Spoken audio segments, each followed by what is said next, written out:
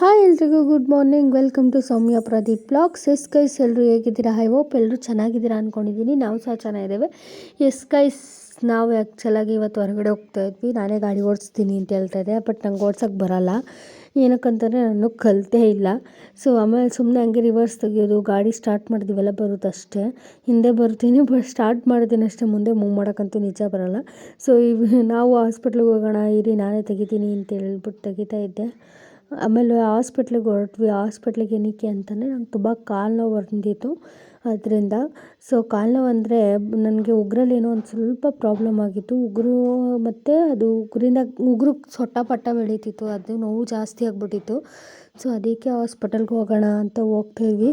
ನಾನು ಹೇಳ್ತಾ ಇದ್ದೆ ಅದನ್ನೇ, ಅಲ್ಲಿ ನೋಡಿದ್ರೆ ತುಂಬ ಗಾಡಿ ಸೌಂಡು ಮತ್ತು ಅಲ್ಲಿ ಮೈಕ್ ಸೌಂಡ್ ತುಂಬ ಜಾಸ್ತಿ ಇತ್ತು. ಸೊ ಅದಕ್ಕೆ ನಾನೇ ಓನಾಗಿ ವಾಯ್ಸ್ ಓವರ್ ಕೊಡೋಣ ಅಂದ್ಬಿಟ್ಟು ಪ್ರದಿ ಜೊತೆ ಮಾತಾಡ್ಕೊಂಡು ಹೋಗ್ತಾಯಿದ್ದೆ.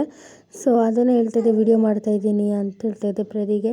ಸೊ ತುಂಬ ಅಳ್ತಾಯಿದ್ದೆ, ನೋವು ಜಾಸ್ತಿ ಆಗಿಬಿಟ್ಟಿತ್ತು ಅಂದ್ಬಿಟ್ಟು ತುಂಬ ಅಳ್ತಾಯಿದ್ದೆ. ಪ್ರದಿ ಏನಕ್ಕೆ ಸುಮ್ಮನೆ ವೀಡಿಯೋ ಮಾಡ್ತಾಯಿದ್ಯಾ ಅಂತ ಹೇಳ್ತಾಯಿದ್ರು. ಸೊ ನಾನು ಸುಮ್ಮನೆ ಕೆಲಸ ಇಲ್ಲದೆ ಹಂಗೆ ಹಿಂಗೆ ಅಂತ ಸಪ್ಪಗೆ ಅಳ್ತಾಯಿದ್ದೆ ಸಖತ್ತು. ನೆನ್ನೆ ಚೆನ್ನಾಗಿ ಅವ್ರಿಗೆ ಇದಿತ್ತು, ಏನಂದರೆ ನೆನ್ನೆ ರೆಸಾರ್ಟಿಗೆ ಹೋಗಿರೋ ಅದಕ್ಕೆ ಹೇಳ್ತಾಯಿದ್ದೆ, ನೆನ್ನೆ ಚೆನ್ನಾಗಿ ತಿಂದಿರ್ತೀರ ಅದಕ್ಕೆ ಅಂತ ಹೇಳ್ತಾಯಿದ್ದೆ. ಅದಕ್ಕೆ ನಗ್ತಾಯಿದ್ರು ನಾನು ಹೇಳ್ತಾಯಿದ್ರೆ. ಸೊ ಅಲ್ಲಿ ನನಗೆ ಟೋಕನ್ ಸಿಕ್ಕಿದ್ದು ಬಂದು 38.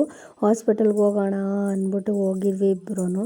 ಆಮೇಲೆ ಅಲ್ಲಿ ಹೋದ್ರೆ ಏನು ಗೊತ್ತಾಗೈತೆ, ನಿಜವಾಗ್ಲೂ ಲಾಸ್ಟ್ ಟೈಮ್ ನಮ್ಮ ಅಪ್ಪನ ಜೊತೆ ನಾನು ಅಲ್ಲೇ ಕೂತ್ಕೊಂಡಿದ್ದು. ನಮ್ಮ ಅಪ್ಪ ಇನ್ನೇನು ತೀರೋಗ್ತಾರೆ ಅನ್ನೋ ಮೂಮೆಂಟಲ್ಲಿ ನಾವು ಅಲ್ಲೇ ಕೂತಿದ್ದು. ಆ ಬೆಂಚ್ ಮೇಲೆ ಕೂತ್ಕೊಂಡು ವೆಯ್ಟ್ ಮಾಡ್ತಾಯಿದ್ವಿ ಟೋಕನ್ ನಂಬರ್ಗೋಸ್ಕರ, ಕರ್ಕೊಂಡೋಗ್ಬೇಕು ಒಳಗಡೆ ಅಂತ. ಸೊ ಅದನ್ನು ನಾವು ನೋಡಿದ ತಕ್ಷಣ ಅದೇ ಅಳು ಬಂದೇ ಬಿಡ್ತು. ಹಾಸ್ಪಿಟಲಿಂದ ಈಚೆ ಬಂದ್ವಿ. ಈ ಹಾಸ್ಪಿಟ್ಲಿಗೆ ಬಂದ್ರೆ ಒಂಥರ ಅಳು ಬಂದ್ಬಿಡುತ್ತೆ. ಒಂಥರ ಇಲ್ಲಿ ಬಂದ್ರೆ ಅಳು ಬಂದ್ಬಿಡುತ್ತೆ. ಯಾಕೆ ಅಂದರೆ ಲಾಸ್ಟ್ ಟೈಮ್ ನಮ್ಮ ಅಪ್ಪನ ಲಾಸ್ಟ್ ದಿನ ಕರ್ಕೊಂಡು ಹೋಗಿದ್ದು, ಬಟ್ ಅಳು ತುಂಬ ಬರುತ್ತೆ ನಿಂಗೆ. ಸೊ ಅಲ್ಲೇ ಲಾಸ್ಟ್ ಟೈಮ್ ಆಫೀಸ್ಕೊಂಡಿದ್ದು. ಲಾಸ್ಟ್ ನಮ್ಮಪ್ಪ 3 days ಇರ್ತಾರೆ, ನನಗೆ ಡಿಸ್ಚಾರ್ಜ್ ಮಾಡ್ಕೊಬಂದಿದ್ದು. ಕಾಫಿ ಬೈ ಸಪ್ಲೈ ಮಾಡ್ತಾವೆ. ಒಳ್ಳೇದು ಮಾಡ್ತದ ಜನ್ಮಕ್ಕೆ ಹೋಗೋ. ಸೊ ಗಾಡಿ ಪಾರ್ಕಿಂಗ್ ಮಾಡಿದ್ವಿ, ಅಲ್ಲ ನಡ್ಕೊಂಡು ಹೋಗ್ತಾ ಇದ್ದೆ. ಹಾಗೆ ಇಯರಿಂಗ್ಸ್ ಏನು ಅರ್ಥವೇ ಆಗ್ತಿಲ್ವೇ ಈ ಕೇಸು?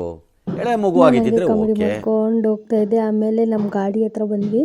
ಗಾಡಿ ಹತ್ರ ಬಂದ್ಬಿಟ್ಟು ಪ್ರದಿಗೆ ಹೆಸ್ರನ್ನು ಹಾಕ್ಸ್ತೀರಾ ಅಂತ ತಲೆದಿಂದ ಇದ್ದೆ ಹಿಡ್ಕೊಂಡು.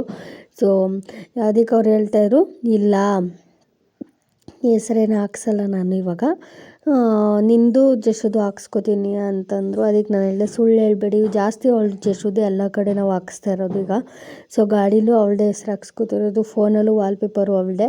ಸೊ ಅದನ್ನು ಹೇಳ್ತಾಯಿದ್ದೆ, ಸುಳ್ಳು ಹೇಳ್ಬೇಡಿ, ನೀವು ಅವಳ ಹೆಸರು ಹಾಕ್ಸುತ್ತೀರಾ ಅಂತ ನಂಗೆ ಗೊತ್ತು ಅಂತ ಹೇಳ್ತಾ.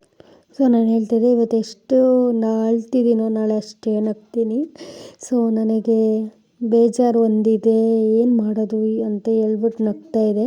ಸೊ ಅದಕ್ಕೆ ನಾನು ಆಮೇಲೆ ಹಳೆಯ ಕಂಪ್ನಿ ಅಂದರೆ ಪ್ರದಿ ನನಗೆ ಸಿಗೋಕ್ಕಿಂತ ಮುಂಚೆ ಒಂದು ಕಂಪ್ನಿಯಲ್ಲಿ ಕೆಲಸ ಮಾಡ್ತಾಯಿದ್ದೆ.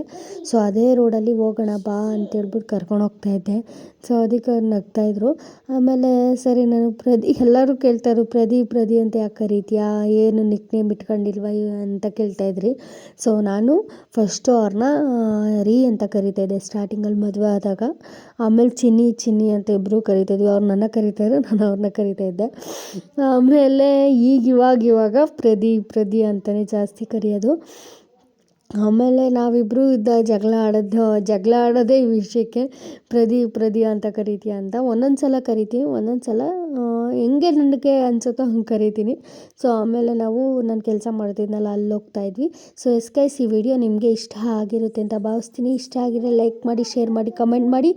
ಮುಂದಿನ ವಿಡಿಯೋದೊಂದಿಗೆ ಸಿಗ್ತೀವಿ ಅಂತ ಹೇಳ್ತಾ, ಇದೇ ರೀತಿ ನಿಮ್ಮ ಸಪೋರ್ಟ್ ಇರಲಿ ಅಂತ ಕೇಳ್ಕೊತ, ಲವ್ ಯು ಆಲ್, ಬಾಯ್.